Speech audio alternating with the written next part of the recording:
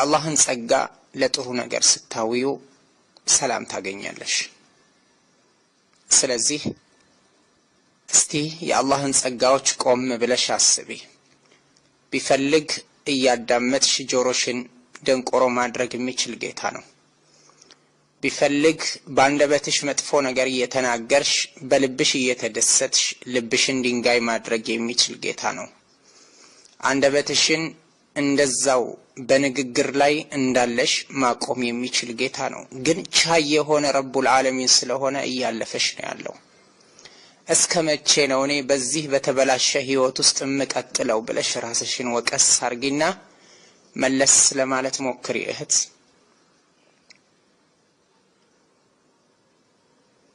አዎ እነዚህ እንድታስተነትኛቸው ብዬ ነው።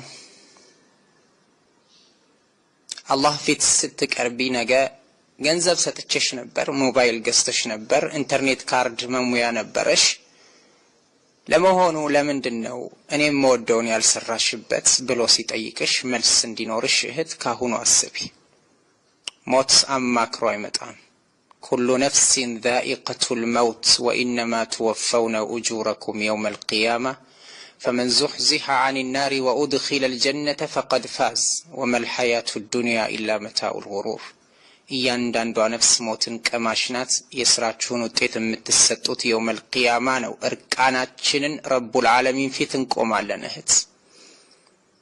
እድለኛ ብሎ ማለት ስኬታማ ብሎ ማለት ከጀሃነም ርቆ ጀነት የገባ ነው አለና ሰዎች የሚታለሉት ለዱንያ መሆኑን ስለሚያውቅ ረቡል ዓለሚን ወመል ሐያቱ ዱንያ ኢላ መታኡል ጉሩር፣ የዱንያ ህይወት የሽንገላ ህይወት እንጂ ሌላ እኮ አይደለችም አለ።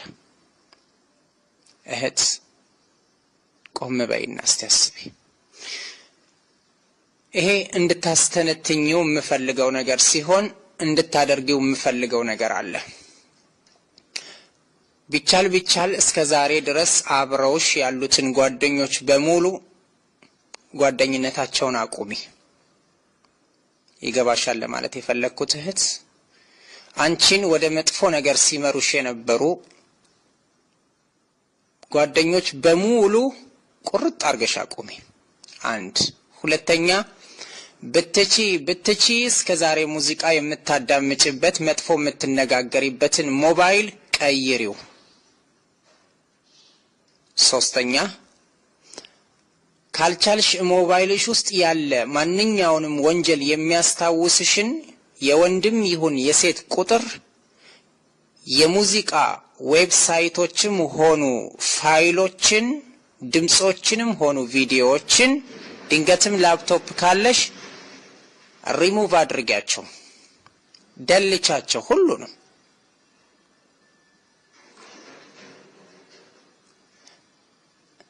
እምትደውይላቸው ተቃራኒ ጾታዎች ካሉ ድንገት ትዳር ያላሽ ከሆንሽ አቁሚ።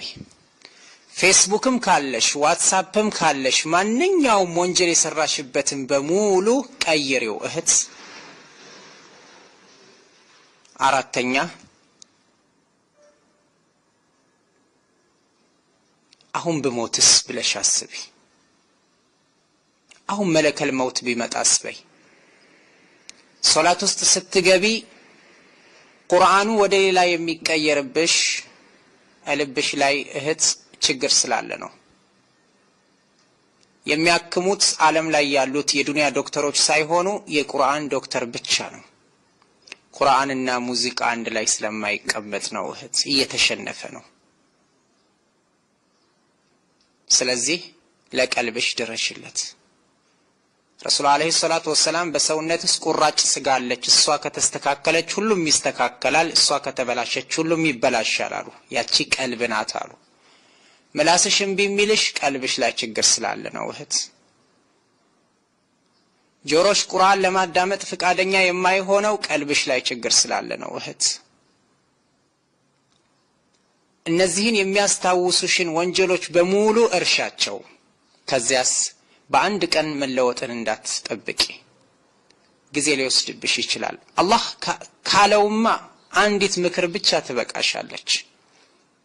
በአንዲት የቁርአን አንቀጽ በርካታ ወንጀለኞች ተመልሰዋል። ተስፋ እንዳትቆርጪ ግን የፈለገ ወንጀል ሰርተሽም ቢሆን አላህ ገፉሩር ረሂም ነው፣ መሐሪ ነው። ከውስጥሽ ተውብቺና ተመለሺ። ላለፉት ሶላቶች ከቻልሽ ቀዷ ታወጫቸዋለሽ።